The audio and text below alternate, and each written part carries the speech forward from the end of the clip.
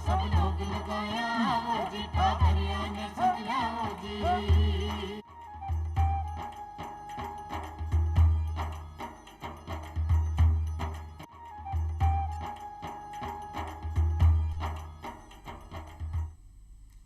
चौपाल देखवाळा सगळ्या ग्रामीण भाई बहनाने राम राम सा खमा गणी सा भाई बहना जी अपनी चौपाल रे माँ आप रोजीना नवा नवा विषय ले रहता है करा और सावटी जानकारियाँ हासिल करा। उन्हीं प्रकार आज भी अपनी चौपाल रे माँ आप एक न्यारो निर्वाड़ो और एक नवादू विषय ले रहता है करसिया और खासा महत्व जानकारियाँ हासिल करसिया।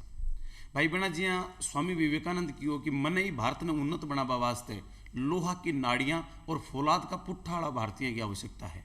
तो भारतीय की लोहा की नाड़ी और फौलाद का पुट्ठा जद बनसी जद वे उन्नत बढ़िया अच्छो पोषाहार ग्रहण करसी।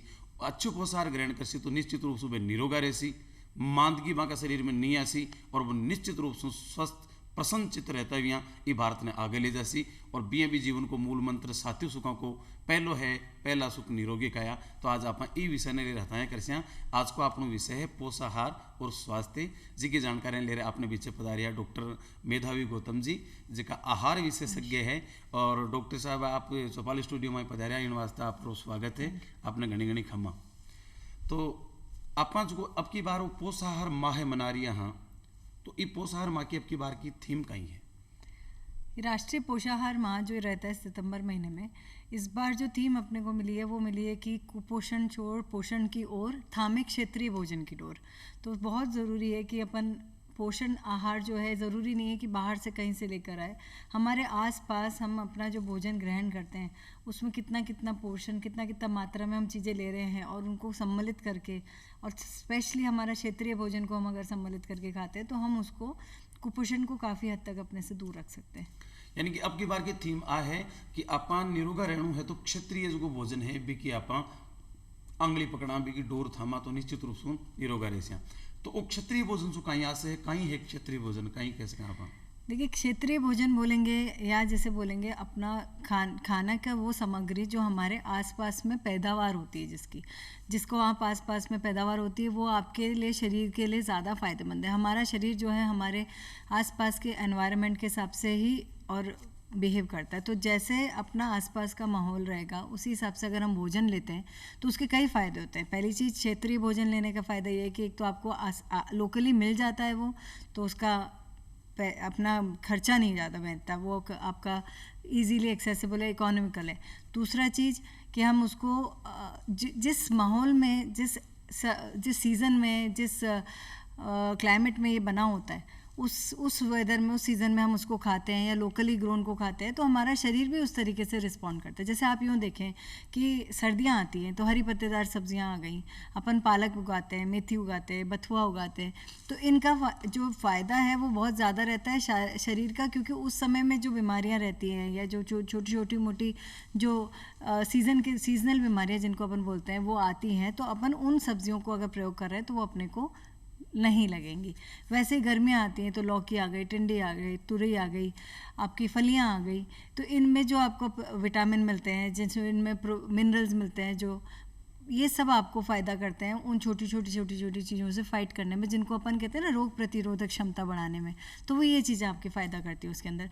तो अपन जितना ज़्यादा लोकली ग्रोन या अपना जो क्षेत्रीय भोजन आप कहें जिसको अपन काम में लेते हैं तो उससे ये फ़ायदा मिलता है कि हम उसको हमारे शरीर को ज़्यादा स्ट्रॉन्ग बनाने में मदद करता है, ज़्यादा आप पोषित रहते हैं और आपको ज़्यादा दवाइयों के चक्कर नहीं पड़ेंगे, डॉक्टरों के चक्कर नहीं काटने पड़ेंगे, आप अपने आप में ही एक स्ट्रॉन्ग इंसान बन के रहेंगे। यानी कि डॉक्टर साहब को जो कहना है वो है आप क्षेत्रीय भोजन है जिसकी धरती पर आप पैदा यहाँ भी धरती पर पैदा हो गड़ो भोजन आपने ग्रहण करना चाहिए।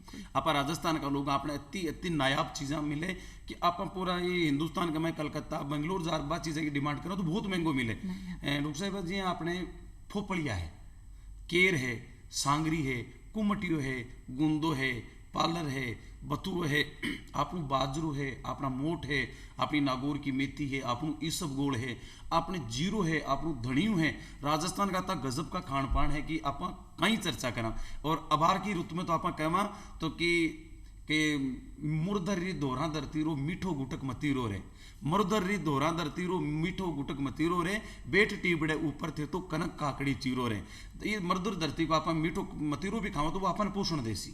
और बिया आपा अगर कोई मिठाई खा रही है हाँ चाहे बा कठा की भी रात चाशनी वाली मिठाई तो अपन नुकसान देसी, लेकिन जो मतीरा को मिठास है वो स्वाद भी देसी तो अपन पोषण भी देसी।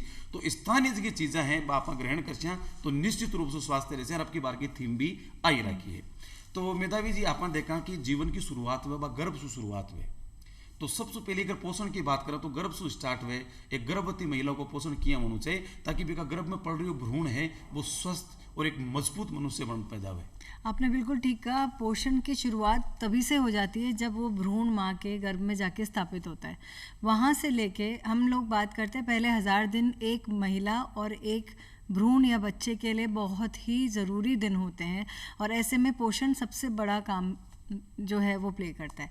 तो पहला 1000 दिन शुरू होता है पहला दिन भ्रूण में स्थापित होने से लेके 2 वर्ष की आयु तक।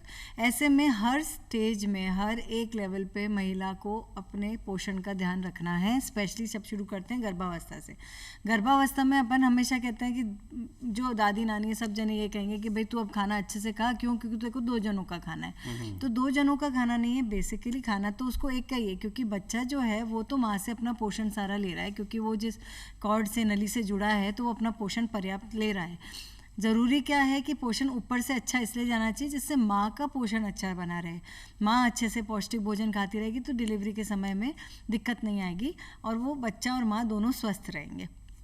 ऐसे में बहुत ज़रूरी है कि माँ हर चीज़ का ध्यान रखे, चाहे वो अपना, ज़रूरी नहीं अपना क्या होता है गर्भावस्था आती नहीं है कि ज़्यादा जोर दिया जाता है तो घी अच्छे से खा ले, हलवा खा ले, लड्डू खा ले, इन चीज़ों पे जोर देते हैं। लेकिन जोर सभी चीज़ों पे बराबर देना है, एक संतुलित आहार के ऊपर जोर देना है जिसमें हर चीज़ की मात्रा होनी चाहिए, चाहे वो फल हो, चाहे वो सब्जियाँ हों, चाहे वो दूध और दूध के पदार्थ हों सारे, चाहे वो आपके घी के लड्डू भी बोल लें आप, चाहे आप अनाज बोल लें, हर चीज़ और माँ को खानी चाहिए, क्योंकि इसमें हर एक पोषक तत्व की महत्ता आती है, चाहे वो प्रोटीन हो गया, चाहे वो आपके कार्बोहाइड्रेट हो गए, चाहे वो वसा हो गया, चाहे वो आपके विटामिन मिनरल हो गए, हर चीज़ की अपनी महत्ता है। आयरन भी उतना ही ज़रूरी है, कैल्शियम भी उतना ही ज़रूरी है, तो इसीलिए हर चीज़ को एक संतुलित मात्रा में माँ को सेवन करना चाहिए।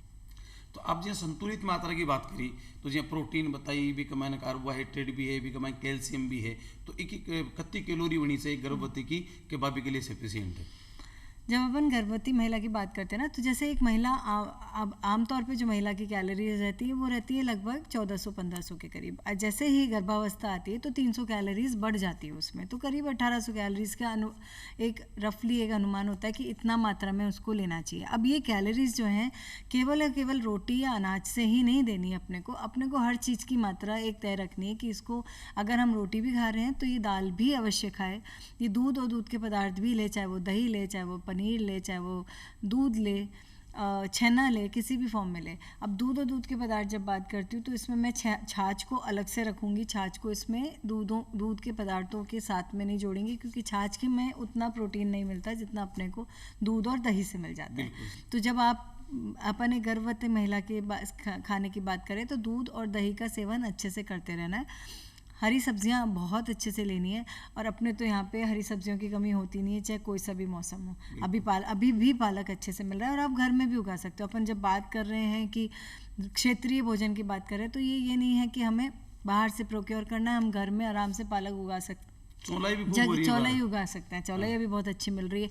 और ऐसा है कि जगह भी नहीं हो खूब तो आप तो छोटे छोटे गमलों में उगा लो, छोटी बोतलों में उगा लो, तेल के डब्बों में, शीशियों में, इनमें उगा लो, कहीं कोई कमी नहीं है। हर चीज़ को अपन घर में लगा सकते हैं और उसको अपन लेते हैं तो ऑर्गेनिक बोलते हैं आजकल, इसको बड़ा फैशन में भी आ गया, लेकिन इससे ज़्यादा शुद्ध और बढ़िया और कुछ नहीं हो सकता। ऑर्गेनिक बोल के वो महंगे दामों में मिलता है, हम घर में उगाते हैं तो वो शुद्ध और एकदम सीधे आप अपने घर में प्रोक्योर कर सकते हो।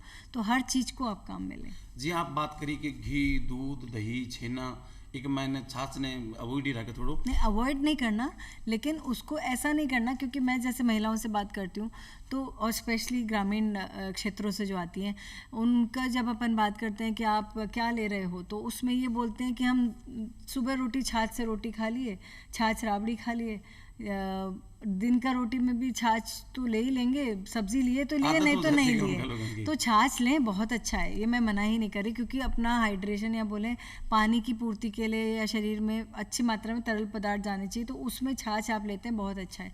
लेकिन छाछ को अपन दूध से रिप्लेस नहीं करेंगे। मेरा कहने का अर्थ ये है कि दूध की जो महत्ता है वो दूध की है, छाछ अपने के गुण अपने हैं।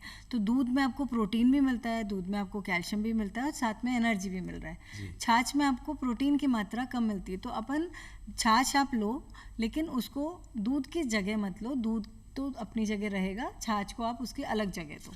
तलवार की जगह सुई काम को नहीं आ सके, सुई की जगह तलवार को नहीं काम आ सकी, दोनों कांटो गड्ढे से ना तलवार को नहीं काम आ, वो सुई सुई काट सका आपा। तो सुई को आपको महत्व है, तलवार को आपको महत्व है, छाछ को आपको महत्व है और दूध को आपको महत्व है, तो असंतुलित आहार में लेना ही चाहिए। और लेकिन आप जी बात करें आपके आजकल जी जैविक के भोजन पर ज़्यादा जोर दिया जा रहा है, आप बताए बोतल में भी उगा सका, तेल का डिब्बा कमाई भी उगा सका, तो गाँव में तो जी चमड़ाई बार खूब उगी है, कलमी खूब उग रही है, तो वह हरिया भोजन सब्जियाँ बन बटे मिल जाए है।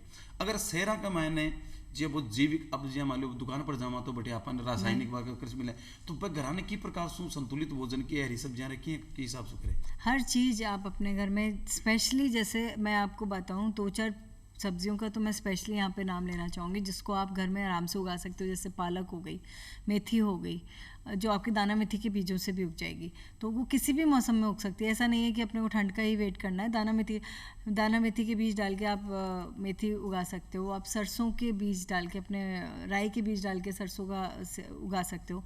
तो मेथी हो गई, पालक हो गई, टमाटर हो गया, भिंडी हो गई, ये तो वो सब्जियां हैं जो आप इस मौसम में, लौकी बहुत अच्छे से उग रही है, जिनको आप घर में आराम से छोटे छोटे गमलों में भी उगा लो, लेकिन बस उसको, इनको बड़ी जगह नहीं चाहिए, इनको सिर्फ वर्टिकल स्पेस चाहिए कि आप छोटे छोटे गमलों में उगा के और दीवार का सहारा दे दो, ये उग जाएंगे आपके आराम से।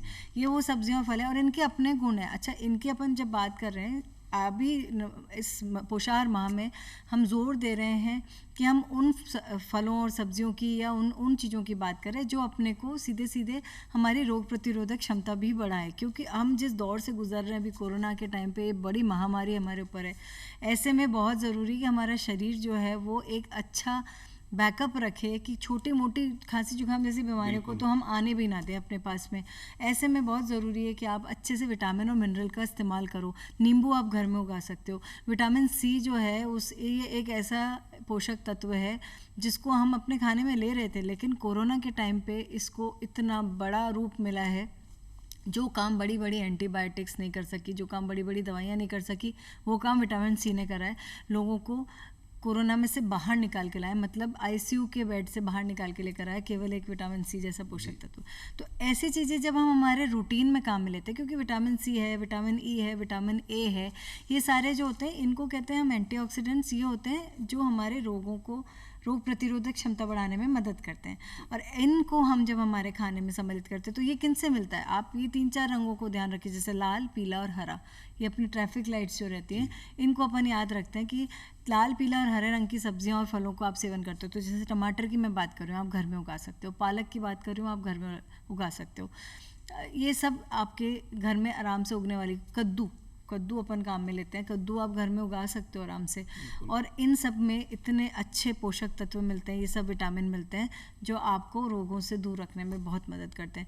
और इन्हीं पौधों को अपन घर में उगाए। तुलसी अपन घर, सबके घर में होती है, बिल्कुल। तुलसी को आप काम में लो। तुलसी के इतने फ़ायदे हैं, मतलब अब तो वेस्ट भी जानता है, अमेरिका भी जानता है कि तुलसी के कितने फ़ायदे हैं। गिलोय भी लगा रहे हैं।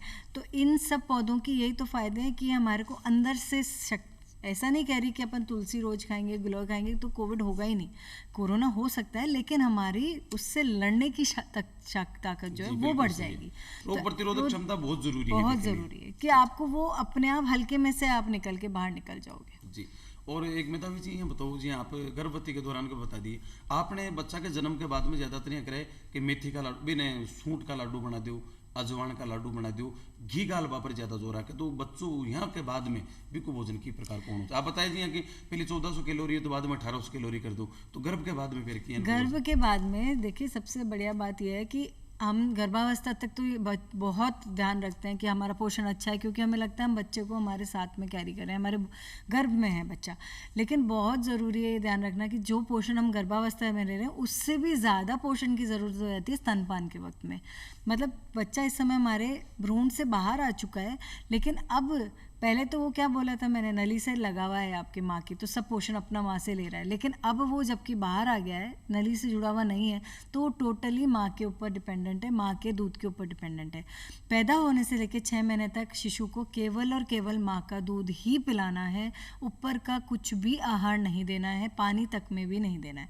सबसे बड़ी गलती जो हमारे यहाँ हो जाती है वो यही हो जाती है कि पैदा होने से 6 महीने तक माँ का दूध दे रहे हैं, ग्रामीण क्षेत्रों में मैं मानती हूँ दे रहे हैं, लेकिन अभी जो स्टेटिस्टिक्स आई है वो ये बता रही है कि ग्रामीण क्षेत्रों में भी माँ का दूध बच्चों को उतना नहीं मिल रहा है। ऐसा नहीं कि केवल एक शहरों में ही माएँ कम दूध पिला रही हैं, जो ओवरऑल स्टेटिस्टिक्स है वो यही बता रही है कि ग्रामीण क्षेत्रों में भी बच्चों को माँ का दूध कम मिल रहा है। और ऐसे में क्या होता है कि बच्चे की अपने आप में ही रोग प्रतिरोधक क्षमता कम हो जाती है, क्योंकि माँ के दूध से उसको सारी चीज़ें मिल रही हैं, चाहे वो आपका प्रोटीन हो, चाहे कैल्शियम हो, चाहे वो इवन आपके विटामिन और मिनरल जो मैंने बताया वो सब माँ के दूध से मिल रहे हैं। और सबसे ज़्यादा ज़रूरी ध्यान रखना ये है कि जब बच्चा पैदा होता है तो उसको माँ का पहला गाढ़ा पीला दूध जो है वो पिलाना ही चाहिए। ज़्यादातर क्षेत्रों में क्या होता है, उसको गंदा दूध बोल के, बासी दूध बोल के फेंक दिया जाता है, और वो ही तो सबसे बड़ी गलती होती है। क्योंकि ये जो दूध है, यूँ मानो कि बच्चे को पहला वैक्सीन बोलोगे या पहला इंजेक्शन बोलोगे जो अपन रोग प्रतिरोधक क्षमता के लिए लगवा सकते हैं, वो उसको माँ के दूध से मिल रहा है। कोलेस्ट्रम संजीवनी है, वो बच्चे के लिए संजीवनी है। जो बच्चे माँ का ये कोलेस्ट्रम बोलते हैं, जिसको पहला गाढ़ा पीला दूध पीते हैं, वो बच्चों में रोग होने की जो चांसेस हैं, वो बीमारी, छोटी मोटी बीमारियां होने की चांसेस है वो कम होती है मुकाबले उन बच्चों के जिनको ये दूध नहीं मिला होता है। तो इसलिए बहुत ज़रूरी है कि बच्चे को ये दूध पिलाया जाए और 6 महीने तक केवल और केवल माँ का दूध पिलाया जाए। दिक्कत क्या आती है शुरुआत में, ये आती है कि लगता है कि दूध कम आ रहा है, 2-4 बूंदी आ रही है, माँ को दूध आ रहा नहीं है, तो वो कहते हैं चल ऊपर का दूध पिला दे, गाय के दूध को पतला करके दे दे, ऐसे कर दे, बकरी का दूध पिला। ऐसा नहीं करें। शुरुआत में ये जानना ज़रूरी है कि अगर 2-4 बूंद भी आ रही है तो वो बच्चे के लिए उतनी काफ़ी है। क्योंकि देखिए बच्चे, शिशु जो होता है, नया जो अभी नवजात शिशु होता है, उसका जो पाचन तंत्र है वो इतना ज़्यादा स्ट्रॉन्ग नहीं होता है, इतना तेज़ नहीं होता है कि वो गाढ़ा दूध पचा सके। ऐसे में वो हल्का सा जो दूध आ रहा है माँ का, वो अपने आप में ही बच्चे के लिए काफ़ी है। और जितना बच्चा माँ का दूध पिएगा उतना माँ को अपने आप दूध ज़्यादा बनेगा और वो उसकी पूर्ति कर देगा। और नेचर इतना बढ़िया है हमारा, कुदरत, कि जैसे जैसे बच्चा बड़ा होता है माँ का दूध भी अपने आप गाढ़ा होता जाता है। पहले पानी जैसा दूध आता है और फिर गाढ़ा दूध आता है। तो बच्चे की पूर्ति डेफिनेटली माँ के दूध से हो रही है। ध्यान ये रखना है कि माँ को अच्छा भोजन दो। जैसे ही बच्चा आता है ना, माँ अपना सबका फोकस शिफ्ट हो जाता है बच्चे के ऊपर, माँ के ऊपर से ध्यान ही हट जाता है कि भाई उसने डिलीवर कर दिया, फिर होता है कि बच्चा आ गया बाहर।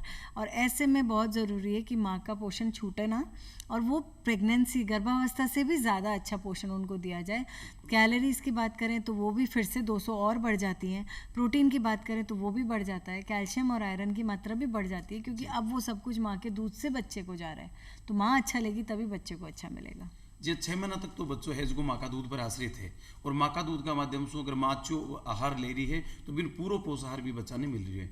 अब 6 महीना के बाद में आप जी आप बताया पानी भी नहीं पिला सका पहली भी के बाद में आप पानी भी पिला वो चालू कर दिया। 6 महीना में आपने इसका वैदिक संस्कार है, हमें अन्नप्राशन संस्कार हो जाए, यानी कि बालक है जो शिशु है वो अन्न खा वो चालू कर दे। तो 6 महीना बाद में भी को कियान को आहार होना चाहिए बच्चा को, कि वो बच्चों एकदम मजबूत कर काटे और लंबाई पूरा शरीर डील को एकदम मजबूत बने। जब 6 महीने से अपन शुरू करते हैं तो ध्यान ये रखना होता है कि माँ का दूध तो तब भी चालू रहेगा, लेकिन हाँ उसका अपन फ्रीक्वेंसी बोलेंगे या बार बार पिलाने का जो उसका सिस्टम रहता है उनमें थोड़ी कमी आ जाएगी। तो जब 6 महीने पे शुरुआत होती है तो बच्चे को हल्के भोजन से शुरू करते हैं। एकदम से अन्नप्राश में तो अपन क्या खीर खिलाते हैं ज़्यादातर, तो खीर को भी खिलाएं ना तो एकदम हल्की खीर बनाए, चावल को एकदम पीस के बारीक फिर बनाए, क्योंकि बच्चे का उस वक्त तक भी पाचन तंत्र इतना स्ट्रांग नहीं कि इतना सारा खा सके। ऐसे में अपन उसको हल्की चीज़ों से शुरू करेंगे, जैसे चावल का पानी है या दाल का पानी है, मांड बोलते हैं जिसको अपन, उससे दिए, दाल का पानी दिए या फलों के रस दिए उनको। ये शुरुआत में थोड़ा थोड़ा टेस्ट कराते हैं जिससे बच्चे को उस चीज़ का स्वाद लगे। और ये चीज़ और ध्यान रखनी है कि बच्चे को, ज़्यादातर जो बच्चे होते हैं वो मीठा पहले एक्सेप्ट करते हैं नमकीन की बजाय। तो अपने को लेकिन ध्यान रखना है कि अपन दोनों ही तरीके के स्वाद की चीज़ें बच्चे को पिलाते रहें जिससे वो लेना शुरू करें। जब थोड़ा सा ये लेना शुरू करें तो इससे फिर हल्के गाढ़े पे चले जाते हैं कि अपन चावल के पानी से हल्के गाढ़े पे खीर हो गया या पतली खिचड़ी हो गई या पतला दलिया हो गया, जिसको एकदम पीस के सूप जैसा बना लें। एकदम गाढ़ा खिचड़ी जैसा भी ना रहे और एकदम पतला दाल के पानी जैसा भी ना रहे, एकदम पेस्ट की जैसे बन जाए, वो देकर फिर धीरे धीरे बच्चे को खिचड़ी दलिया इन सारी चीज़ें पिलाते हैं। 1 साल की वर्ष की आयु पे आते आते बच्चा जो है उसका खाने का जो सिस्टम है वो वैसा ही हो जाना चाहिए जैसा हम और आप लेते हैं। मतलब ये नहीं कि मात्रा उतनी हो, लेकिन वो सब चीज़ खाने लगे, वो रोटी भी खाए, वो सब्ज़ी भी खाए, वो दाल भी खाए, वो चावल भी खाए, वो फल भी खाए, तो उसको हर चीज़ को खाने की आदत पड़े। ये 1 वर्ष की आयु में है, तो ये चीज़ ध्यान रखें। अच्छा, 6 महीने से 1 वर्ष के बीच में जो गर्भ आप जो स्तनपान कर रहे हैं उसका ये ध्यान रखें कि जैसे शुरुआत में तो जैसे एक बार स्तनपान किया तो उसके अगला ऊपर पूरक आहार बोलते हैं इसको हम, तो वो पूरक आहार हो, फिर उसके बाद स्तनपान हो तो पूरक आहार, तो एक हर ऑल्टरनेट जो मील होगी वो आपका पूरक आहार रहेगा। और बाद में जब वो पूरक आहार बच्चा अच्छे से एक्सेप्ट करने लग जाए उसके बाद में वो अपन शिफ्ट करके पूरक आहार ज़्यादा रखेंगे, स्तनपान धीरे धीरे कम करेंगे। 2 वर्ष की आयु पे आते आते स्तनपान बंद कर देना चाहिए, केवल और केवल बच्चे को खाने पे ही रखेंगे। ऐसा नहीं रहना चाहिए कि बच्चे को माँ दूध पिलाती जा रही, क्योंकि कई जगह हमने ये भी देखा है कि बहुत ज़्यादा बच्चा माँ के दूध का आदी हो जाता है, तो वो क्या होता है, माँ का तो क्या है स्तन धीरे धीरे दूध बनना धीरे धीरे कम होता है टाइम के साथ। जैसे मैंने बताया कि हमारा प्रकृति इस तरीके से है कि जैसे बच्चा बड़ा हो रहा है, ऊपर का खाना शुरू हो गया तो माँ का दूध अपने आप बंद हो रहा है।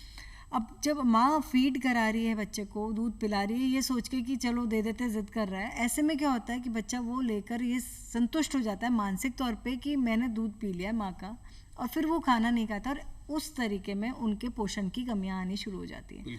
ऐसे में कुपोषण होने के चांस और बढ़ जाते हैं कि जितनी बच्चे को ज़रूरत है वो उसको नहीं मिल रहा है, क्योंकि वो सोचता है कि उसने तो दूध पी लिया और माँ को भी ऐसा लगता है कि हाँ मैं दूध पिला रही हूँ तो इसका पेट भर गया होगा, लेकिन वो पूर्ति नहीं हो पाई। तो प्लीज़ ये अपने को ध्यान रखना रहेगा कि माएँ हमेशा 1 वर्ष मतलब 6 महीने की से जब अपन शुरू कर रहे हैं तो पूरक आहार को धीरे धीरे बढ़ाने की रखें, और यही रखें सोच दिमाग में कि इसी से ही उसको पोषण मिल रहा है। अपन ये क्यों ठा पड़ेगी वो बच्चों कुपोषित है? देखिए, तो कुपोषण 2 तरीके का रहता है। कुपोषण मतलब पहले तो ये समझाऊंगी कि कुपोषण क्या है। कुपोषण मतलब होता है गलत पोषण, कुपोषण। अब गलत पोषण दोनों तरीके का रहता है। एक तो होता है अंडर न्यूट्रिशन, जिसमें बोलेंगे बच्चे का वजन अत्यधिक कम है, उसकी लंबाई के हिसाब से अत्यधिक कम है, उसकी आयु के हिसाब से अत्यधिक कम है, तो ऐसे में वो अंडर नरिश्ड बोलेंगे, कुपोषित बच्चा बोलेंगे। और कुपोषण दूसरा तरीके का होता है जिसको हम बोलते हैं ओवर न्यूट्रिशन, या आप बोलोगे ज़्यादा लंबाई के हिसाब से अत्यधिक वजन ज़्यादा है, उम्र के हिसाब से अत्यधिक वजन ज़्यादा है, जिसको अपन मोटापा बोलेंगे। तो मोटापा भी एक कुपोषण है और अत्यधिक कम वजन होना भी कुपोषण है। और आज की तारीख में हमारा भारत, मतलब आयरनी है ये हमारे देश की कि हम दोनों ही तरीके के कुपोषण से ग्रसित है। मतलब हमारे पे ट्रिपल मार पड़ी हुई है अभी कुपोषण की। मोटापा भी बच्चों में बहुत ज़्यादा देखने को मिल रहा है, और अत्यधिक कम वजन के बच्चे, 5 साल से कम वर्ष की आयु के बच्चों की डेथ्स जितनी इंडिया में है उतनी कहीं नहीं है, तो वो गलत पोषण की वजह से। तो अभी हालांकि गवर्नमेंट ने बहुत स्कीम्स चला रखी हैं और उसकी वजह से बहुत प्रोग्राम्स चल रहे हैं, और उसकी वजह से काफ़ी हद तक हमारा पोषण दर वो इम्प्रूव हुआ है, काफ़ी हद तक इम्प्रूव हुआ है पोषण दर। ऐसा नहीं है कि हम उसी स्थिति पे हैं जैसे हम आज के 20 वर्ष पहले थे, हम काफ़ी हद तक ऊपर गए हैं, लेकिन अभी भी हमें बहुत ज़रूरत है अच्छा पोषण गांव-गांव तक पहुंचाने की। जी, आप बताएं कि ज़्यादा पोषण है वो भी गलत है। ज़्यादा पोषण की वजह से टापरा मोटापा और ये यहाँ जाए, तो यानी कि कौन कौन सी चीज़ें हैं जिसका आप अवॉइड करनी चाहिए, बात चीज़ों को इस्तेमाल नहीं, बच्चा नहीं करवाना चाहिए जिससे कि वो ज़्यादा वेट नहीं बढ़े भी। देखिए, मोटापा जो बच्चों में आजकल आ रहा है वो बड़ा ही खतरनाक है, और इस कोरोना ने तो उसको और बढ़ा दिया, क्योंकि बाहर नहीं निकल पा रहे, खेल कूद नहीं हो पा रहे हैं, घूमना फिरना नहीं हो पा रहा, और साथ साथ में टीवी के सामने बैठे हैं, कंप्यूटर के सामने बैठे हैं और खा रहे हैं खाना। सबसे गलत जो हो रहा है वो ये हो रहा है कि वो उनको ये ध्यान नहीं है कि वो कितनी मात्रा में भोजन ग्रहण कर रहे हैं, कितना ले रहे हैं, क्या ले रहे हैं, और उसको खर्च बिल्कुल नहीं कर रहे हैं। ये सबसे बड़ी गलती होगी। जब ये बैलेंस जब अपना ले रहे हैं और उसको निकाल नहीं रहे हैं, जब ये हमारा जो ये बैलेंस होता है, इसको जब हम गलत हो जाता है, जब हम इसको बराबर नहीं रख पाते हैं या हम इसको बैलेंस को छेड़ नहीं पाते, तब तक ये गड़बड़ हो जाता है, तभी ये मोटापे में कन्वर्ट हो जाता है। अब जा रहा है लेकिन निकल कुछ नहीं रहा है, तो बैलेंस हमारा पूरा टेढ़ा हो चुका है, तराजू बिल्कुल उल्टा जा चुका है। तो ऐसे में तो बच्चा गिरेगा ही ना नीचे मोटापे में।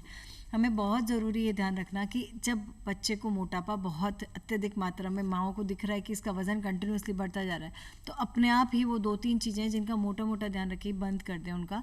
एक तो मीठा, एक अत्यधिक मात्रा में चिकनाई, उसका सेवन ना करें। और ये भी ध्यान रखें कि एक बार में ज़्यादा भोजन नहीं खिलाएं उनको। उनका भोजन को हम पूरे दिन में थोड़ा थोड़ा करके डिवाइड करें। अब मैं समझ रही हूँ कि एक माँ होने के नाते आपसे अपने बच्चे पे कंट्रोल नहीं रखा जाएगा। वो आके बोलेगा माँ लड्डू दे, और आप बोलोगे नहीं नहीं मैं लड्डू नहीं दूंगी तेरे को, तू जा यहाँ से। वो नहीं हो पाता। तो आप उसको बनाओ लड्डू, तो एकदम छोटी साइज़ के बनाओ, एकदम एकदम छोटी साइज़ के, कि उसके मन की पूर्ति भी हो जाए कि हाँ मैंने खा लिया, लेकिन उसको उतनी ही मात्रा में जाए जितना आप उसको खर्च करवा सको। दूसरा, उसको ज़्यादा से ज़्यादा प्रेरित करो कि वो खेल कूद में अपने आप को एक्टिव रखे। अभी हो रहा क्या है कि पढ़ाई भी अब कंप्यूटर और मोबाइल के सामने हो रही है। बच्चे स्कूल जाने बंद हो चुके हैं। हम पहले घरों से बाहर निकालना चाह रहे थे, अब घरों के अंदर रख रहे हैं बच्चों को, और रखना ज़रूरी है क्योंकि तीसरी लहर जो प्रिडिक्टेड है वो प्रिडिक्टेड यही है कि वो बच्चों में ज़्यादा कोरोना आएगा। अज्ञात में है एक। हाँ नहीं, अज्ञात तो नहीं है, अब केसेस भी रिपोर्ट होने लग गए, इसके केसेस रिपोर्ट होने लग गए। तो मैं तो इस मामले में तो डेफिनेटली ये रहेगा कि हम अपनी तरफ से पूरी तरह से ये रखें, प्रयास रखें कि बच्चों को हम सेफ रखें। ऐसे में उनको उस तरीके का भोजन खिलाएं जिसमें विटामिन और मिनरल की पूर्ति ज़्यादा हो। तो अब जब मोटापा की बात कर रहे हैं तो हमें ये ध्यान रखना है कि उनका कार्बोहाइड्रेट का मात्रा हम कम करेंगे और विटामिन और मिनरल्स की मात्रा बढ़ाएंगे। और वो कहाँ से जाएगा? सभी तरह के फल और सब्जियों से। तो उनकी रोटी भले ही आप 2 कम खा लें, लेकिन फल सब्जियाँ उनको अच्छी मात्रा में दें, जो कि वही हैं जहाँ बच्चे चोर होते हैं। फल सब्जियाँ खाना नहीं चाहते। उनको माओं की जो मेरे पास आती हैं उनकी मैक्सिमम कंप्लेन ही रहती है कि बच्चों को हरी सब्ज़ी पसंद ही नहीं है, कैसे खिलाएं उसको। तो यही प्रयास रहें कि सब्ज़ी उसको उसको सब्ज़ी के बारे में मैं जो हमेशा कहती हूँ कि आप अच्छी अच्छी कहानियाँ सुनाओ। उसमें एक कैरेक्टर ऐसा बनाओ जो एक बहुत ही शक्तिशाली आदमी है, जो हरी सब्जियाँ खा के शक्तिशाली हुआ है, और वो दुनिया में हर चीज़ कर सकता है सिर्फ इसलिए क्योंकि वो फल और सब्जियाँ अच्छे से खा सकता है। ऐसा कुछ करके हम बच्चों को प्रेरित कर सकते हैं। घर में ही कोई इंसान ऐसा हो जिनको जो अच्छे से फल सब्जियाँ खाते हैं, चाहे माता जी हो चाहे पिताजी हो, उनको आप कहो कि देखो पिताजी आपके लेते हैं और इसलिए वो इतना अच्छा कर पा रहे हैं। ऐसा करके अपन उनके सामने कोई आइडियल बना के रखेंगे तो बच्चे प्रेरित होंगे वो चीज़ लेने के लिए, और शायद अच्छे खाने की आदतें भी पड़े उनको। जी मेधावी जी, बहुत बढ़िया बात बताई आपकी। बिना कार्बोहाइड्रेट कम कर देनी और बिकी की विटामिन की मात्रा है वह बिके बढ़ा देनी चाहिए ताकि वो स्वस्थ रहे सी। तो मेधावी जी आप सोपाल स्टूडियो में पधारे और अति महत्व जानकारियाँ दी कि निश्चित रूप से आज को जिका दर्शक वर्ग भाई बहन देखा है वह निश्चित रूप से फायदो मिली। और आप सोपाल स्टूडियो में पधारे वास्ते आपने घना घना रंग घणो घणो धन्यवाद। और भाई बहन आप समय की मर्यादाओं ने ध्यान में रखता मैं आपसे इजाजत चाहते हैं। फिर मिलते हैं एक नए विषय के साथ। जत्ताणी राम राम सा।